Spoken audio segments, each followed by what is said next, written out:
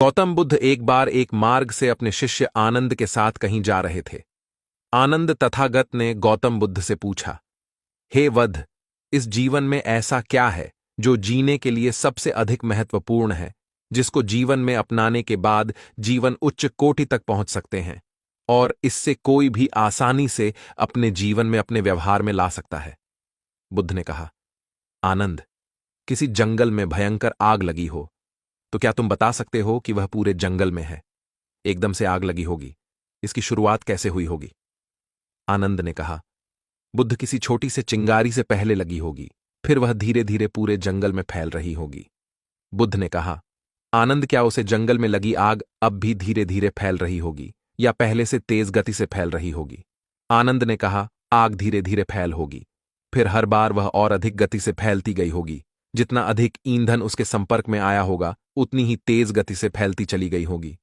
बुद्ध ने कहा, जंगल की आग कब तक जलती रहेगी?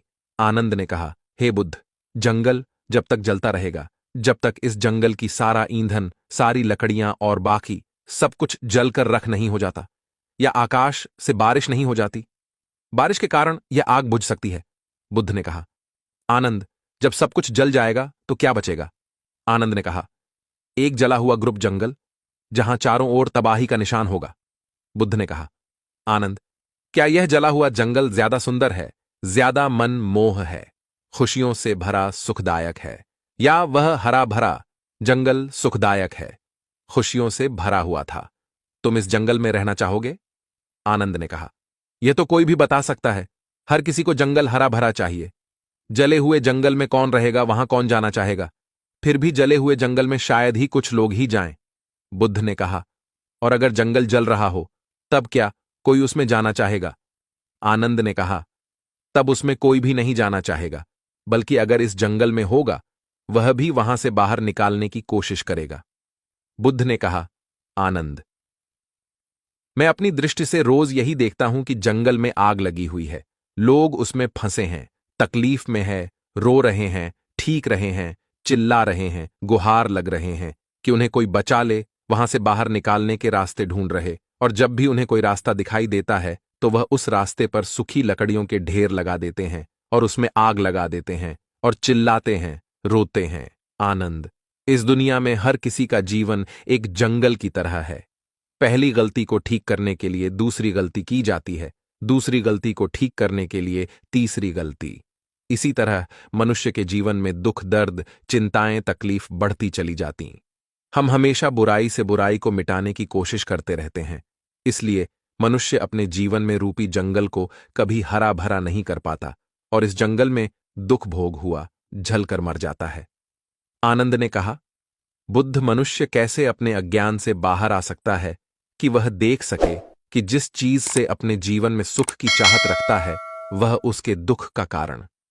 बुद्ध ने कहा, बुराई से, पाप से सुख पाने की चाहत एक चक्रव्यूह की तरह है जिसमें हर किसी को लगता है कि सूख रहा है, पर जैसे ही वह मिलता है दुख में परिवर्तन हो जाता है।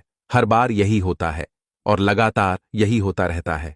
अगर कोई इस चक्रव्यूह से बाहर आना चाहता है तो इस बीच की कड़ी को तोड़नी होगी। उसे जीवन में अच्छे आचरण को उतरना होगा। जीवन में अच्छे आचरण ही सर्वोपरि है। अच्छे आचरण एक ऐसा सिद्ध है जिसका उपयोग अगर मनुष्य अपने जीवन में करता है, उसका जीवन रूपी जंगल में हमेशा हर भरा रहेगा, और अगर कभी उसके जीवन में उसके जीवन रूपी आग भी लग जाए, दुखों की बाढ़ भी आ जाए, तब भी वह फिर से हरा भरा हो जाएगा।